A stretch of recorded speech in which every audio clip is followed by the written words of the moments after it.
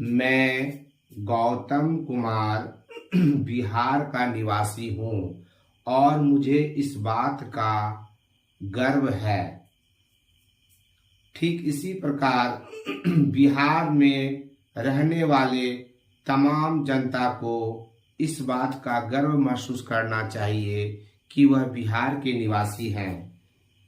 बिहार की धरती पर बहुत कुछ छुपा हुआ है। यह धरती भारत के विभिन्न राज्यों के साथ साथ विश्व को अनेक शिक्षाप्रद बातें सिखाती है।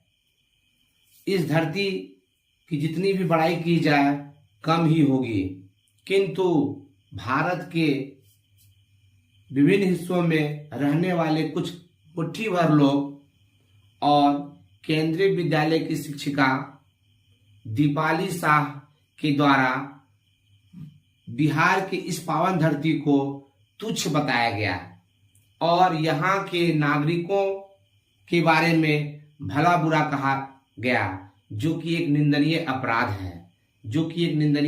है। ऐसे लोगों पर सख्त से सख्त कार्रवाई होनी चाहिए। तो आज हम देखते हैं कि इस पावन धरती पर कौन कौन सी महत्वपूर्ण चीजें छुपी हुई है। तो पहला पॉइंट है शिक्षा। बिहार की धरती शिक्षा। नालंदा विश्वविद्यालय और विक्रमशिला विश्वविद्यालय प्राचीन काल से ही लोगों को शिक्षा प्रदान करते आ रही है। पूरे दुनिया को शून्य से अवगत कराने वाला आर्यभट्ट बिहार की धरती पर ही जन्म लिए। और भी शिक्षा के क्षेत्र में बिहार का क्या योगदान है, दुनिया के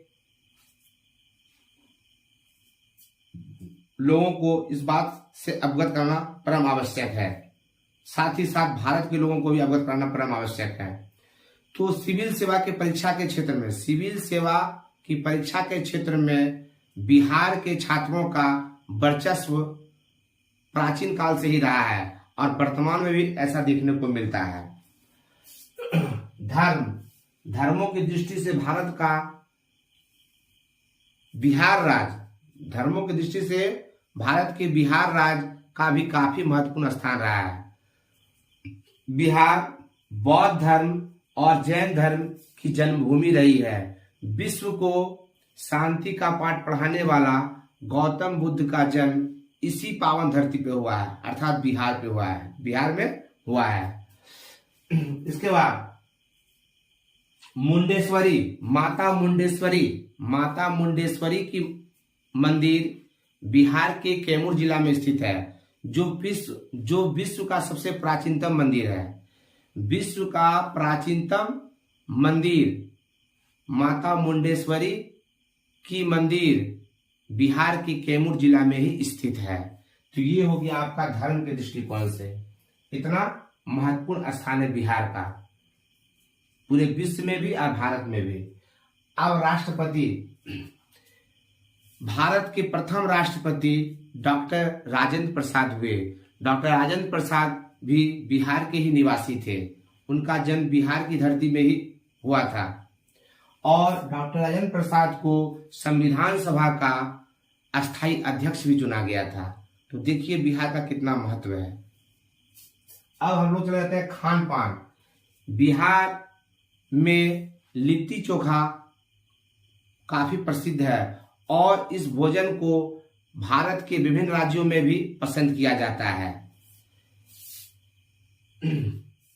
अब मखाना और लीची के उत्पादन के मामले में बिहार का स्थान भारत में प्रथम है। यानी भारत का वह कौन सा राज्य है जहां लीची और मखाना का सबसे अधिक उत्पादन होता है, तो वो बिहार है।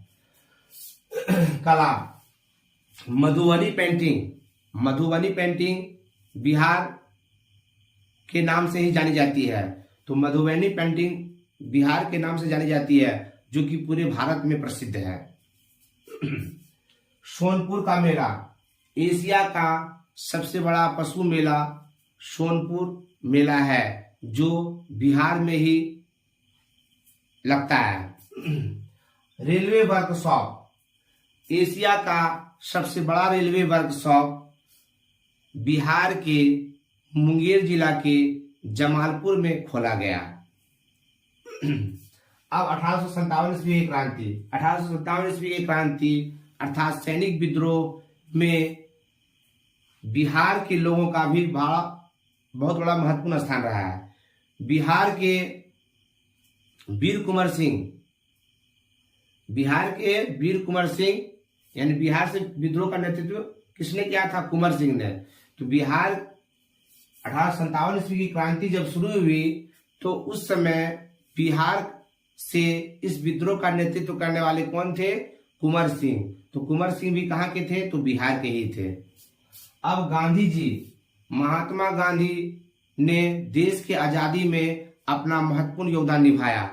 तो महात्मा गांधी के नेतृत्व में जो पहला सत्याग्रह आंदोलन शुरू हुआ था वो भी बिहार से ही शुरू हुआ। 1917 ईस्वी को महात्मा गांधी ने चंपारण की धरती से पहला सत्याग्रह आंदोलन शुरू किए थे।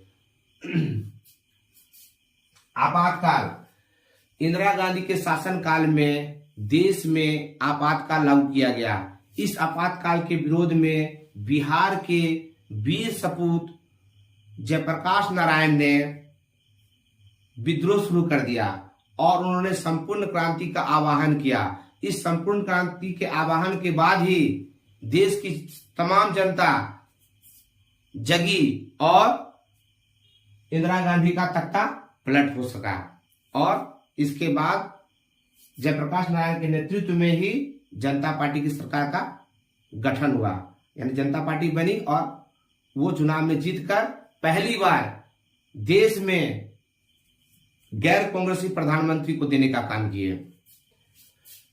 वाईफाई, बिहार में पूरे विश्व का सबसे बड़ा वाईफाई पटना में है, जो कि बिहार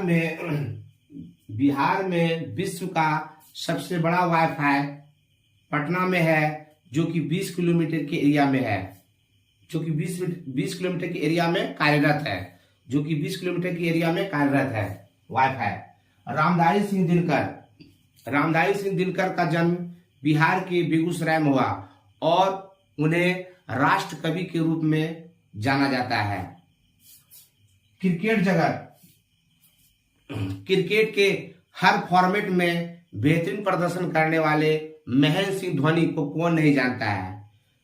तो महेंद्र सिंह धोनी को लोग जानते हैं कि वे रांची अर्थात झारखंड के निवासी हैं, किंतु हम सभी को जानना चाहिए कि बिहार से झारखंड 2000 ईस्वी को अलग हुआ, किंतु उससे पहले ही महेंद्र सिंह धोनी का जन्म हो चुका था, यानी 1981 ईस्वी में महेंद्र सिंह धोनी का जन्म हुआ था। तो उस समय बिहार और झारखंड सम्मिलित था। इस प्रकार हम कह सकते हैं कि महेंद्र सिंह धोनी जैसे महान क्रिकेटर का जन्म बिहार की धरती पर हुआ और हमें इस बात का गर्व है।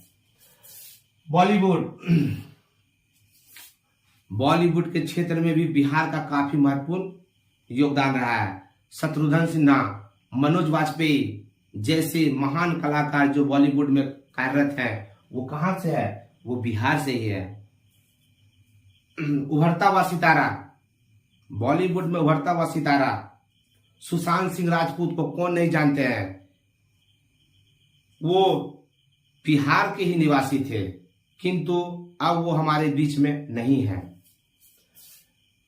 माउंटेन मैन दशरथ मांझी को कौन नहीं जानता है? वे अपने अथक प्रयास से हथौड़ी या छेनी के बल पर पहाड़ को काटकर रास्ता बना दिए। इनकी जितनी भी प्रशंसा की जाए कम ही होगी। तो बिहार के वैसे शख्स का नाम, उस शख्स का नाम क्या है जिन्हें माउंटेन मैन का उपाधि दिया गया? तो वो है दशरथ मांझी।